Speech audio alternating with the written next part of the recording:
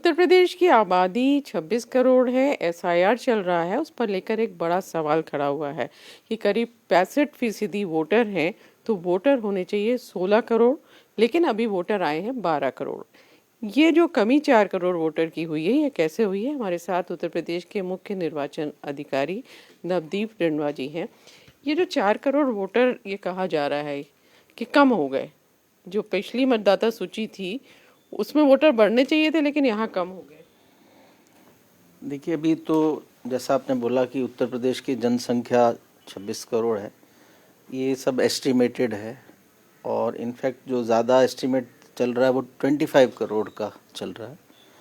अगर आंकड़ों की बात करें तो हमारी जो पिछली जनगणना वर्ष 2011 में जो हुई, उस समय उत्तर प्रदेश की आबादी थी 19 करोड़ 98 लाख।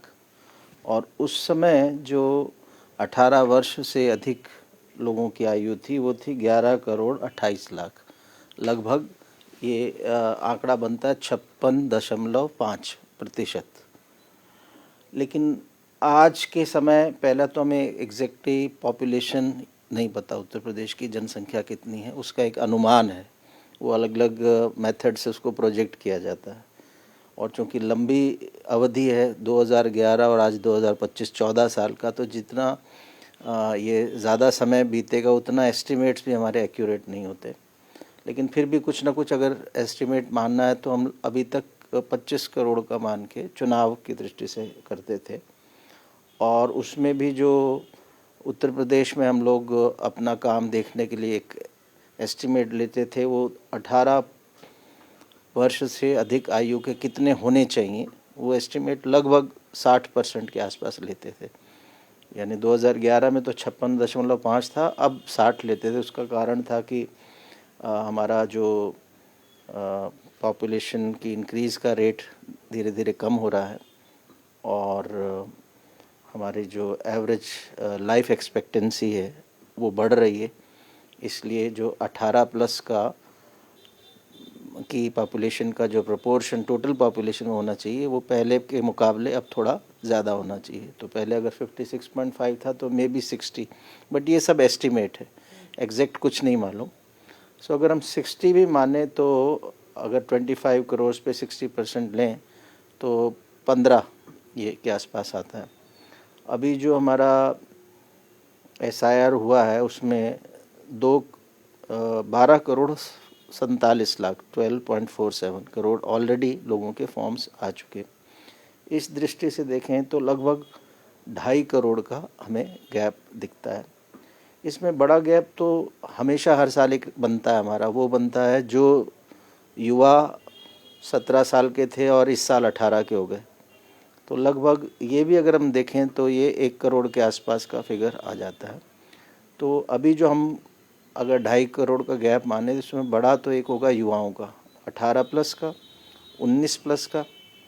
क्योंकि अगर हम 2011 के आंकड़े देखें, उस समय 18 वर्ष और 19 वर्ष ये दो एज कोहोर्ट्स टोटल पॉपुलेशन का 4.5% थे।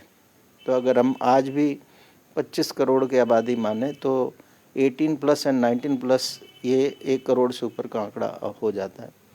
तो अभी हम लोग प्रयासरत हैं कि जो युवा हैं, व्यक्ति जो कभी मतदाता नहीं रहे, उनको वोटर बनाएं। और हमारे हिसाब से लगभग 1 करोड़ से ऊपर ऐसे युवा हो सकते हैं जिनका नाम वोटर लिस्ट में नहीं है, उन पे हम फोकस कर रहे हैं। इसके अलावा जो एक्सरसाइज हुई है एसआईआर में, इसमें काफ़ी लोग ऐसे भी हैं जिनका नाम वोटर लिस्ट में था, उनका एन्यूमरेशन फॉर्म आया, लेकिन वो उनके ऐसे एड्रेस पे आया जहाँ से वो शिफ्ट कर गए। सो पुरानी जगह से तो परमानेंटली शिफ्टेड करके उनका नाम लिख के आएगा, कट जाएगा, नई जगह उनको फॉर्म 6 भरना है। तो हम ऐसे लोगों को भी ढूंढ रहे हैं। और अब जो 2026 का समय बचा और 25 का और 26 का, इसमें फोकस रहेगा कि मैक्सिमम अवेयरनेस हम क्रिएट करें कि अगर वोटर लिस्ट में नाम लाना है तो फॉर्म 6 भरना है। फॉर्म 6 भरने की क्या प्रक्रिया है, ऑनलाइन भर सकते हैं, क्या क्या डॉक्यूमेंट चाहिए। और हमारा इस समय पूरा फोकस जो बढ़ी हुई अवधि भी है गणना चरण में, इसमें ये है कि फॉर्म 6 अधिक से अधिक संख्या में आए। जिन परिवारों में एन्यूमरेशन फॉर्म किसी वजह से नहीं गए, उनका नाम ऐसी जगह वो शिफ्ट कर गए जहाँ वोटर लिस्ट में उनका नाम नहीं है, तो उनसे फॉर्म 6 भरवाए जाए। तो किसी जो ज़िला है, कोई स्पेसिफिक ज़िले में ज़्यादा दिक्कत आ रही है कि लोग नहीं मिल रहे हैं या लोग फॉर्म जमा नहीं कर रहे हैं? कोई ज़िला ऐसा है जहाँ ज़्यादा परेशानी का सामना करना पड़ रहा नहीं, ये जितना भी हमारा आंकड़ा आया है लगभग अनकलेक्टेबल 19% से ज़्यादा, ये सभी ज़िलों में है, कहीं ज़्यादा कहीं कम, लेकिन जो ज़्यादा या कम है वो वहाँ के लास्ट हमारी इलेक्शन की पोलिंग परसेंटेज से स्टैटिस्टिकली मिल रहा है। जिन ज़िलों में पोलिंग परसेंटेजेस ज़्यादा थी वहाँ अनकलेक्टेबल कम आया, जिन ज़िलों में या जिन विधानसभाओं में बहुत कम पोलिंग परसेंटेज होता था वहाँ अनकलेक्टेबल ज़्यादा आया, तो आपस में मैच कर रहा है। ऐसा कोई क्षेत्र विशेष की कोई ऐसी समस्या नहीं आई सामने। जैसे एक किस्सा मुख्यमंत्री योगी आदित्यनाथ ने सुनाया कि संभल में एक वोटर है, वो 20 साल की उसने एज लिखी, उसके पिता की एज 30 साल लिखी और ग्रैंडफादर की एज 40 साल लिखी।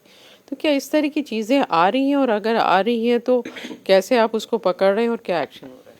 नहीं, हमने जो मैपिंग में लॉजिकल डिस्क्रिपेंसी निकाली है कि अगर किसी व्यक्ति और उसके पिता की एज में अगर 20 साल से कम का अंतर आ रहा है, तो हमने उसको ऐसी कैटेगरी में डाला कि इसको एक बार फिर देखने की ज़रूरत है। और ऐसे ही किसी व्यक्ति या उसने अपने दादा की उम्र लिखी, उसमें 40 वर्ष का कम का अंतर है based on our voter list documents, तो उसमें भी देखने की ज़रूरत है। ऐसे ही किसी व्यक्ति ने अपने जो पिता का नाम लिखा, वोटर लिस्ट में जो नाम था और जो मैच कराया वो अगर मिल नहीं रहा, उसको भी हम मान रहे हैं कि इसको भी एक बार दिखवाने की ज़रूरत है। ऐसी 6-7 तरह की हमने डिस्क्रिपेंसीज निकाली हैं और उस बेस पे उनको रीवेरीफाई कर रहे हैं। बहुत धन्यवाद हमसे बात करने का। तो इस तरह से इलेक्शन कमीशन तो अपना काम कर ही रहा है, लेकिन हमारी आपकी सारे वोटर्स की भी जिम्मेदारी है कि हम इस प्रक्रिया में पूरी तरह से मदद करें। कैमरामैन राजीव राय के साथ रुचि कुमार, इंडिया टीवी, लखनऊ।